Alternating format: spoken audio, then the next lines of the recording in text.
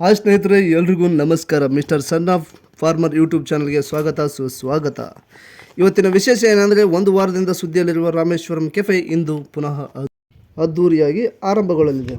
ಆದರೆ bomb blast ಮಾಡಿ ಪರಾರಿಯಾಗಿದ್ದ ಭಯೋತ್ಪಾದಕ ಇನ್ನೂ ಸಂಪೂರ್ಣವಾಗಿ ಸೆರೆ ಸಿಕ್ಕಿಲ್ಲ. ಆದರೆ ಅವನ ಕುರಿತು ಕೆಲವು ಕುರುಹುಗಳು ದೊರಕಿವೆ. ಆತನು ಖಾಸಗಿ ವಾಹನ ಬಳಸದೆ ಸರ್ಕಾರಿ ವಾಹನಗಳಾದ BMTC ಮತ್ತು KSRTC ಬಸ್ಸನ್ನು ಬಳಸಿಕೊಂಡು ಬೆಂಗಳೂರಿನಿಂದ ಬಳ್ಳಾರಿಗೆ ಬಂದಿರುವುದಾಗಿ NIA ವ್ಯಕ್ತಪಡಿಸಿದೆ.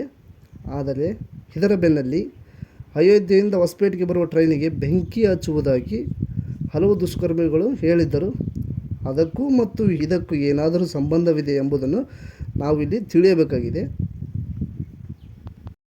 ಬಾಂಬ್ ಸ್ಫೋಟದ ಪ್ರಕರಣದ ಆರೋಪಿ ಬಗ್ಗೆ ಕೆಲವು ಮಾಹಿತಿ ಸುಳಿವು ಸಿಕ್ಕಿವೆ. ತನಿಖೆಯ ಎಲ್ಲ ವಿಷಯಗಳು ಈಗ ಬಹಿರಂಗಪಡಿಸಲು ಸಾಧ್ಯವಿಲ್ಲ ಎಂದು ನಮ್ಮ ಗೃಹ ಸಚಿವರಾದ ಡಾಕ್ಟರ್ G. ಪರಮೇಶ್ವರ್ ಅವರು ಸ್ಪಷ್ಟವಾಗಿ ಹೇಳಿದ್ದಾರೆ.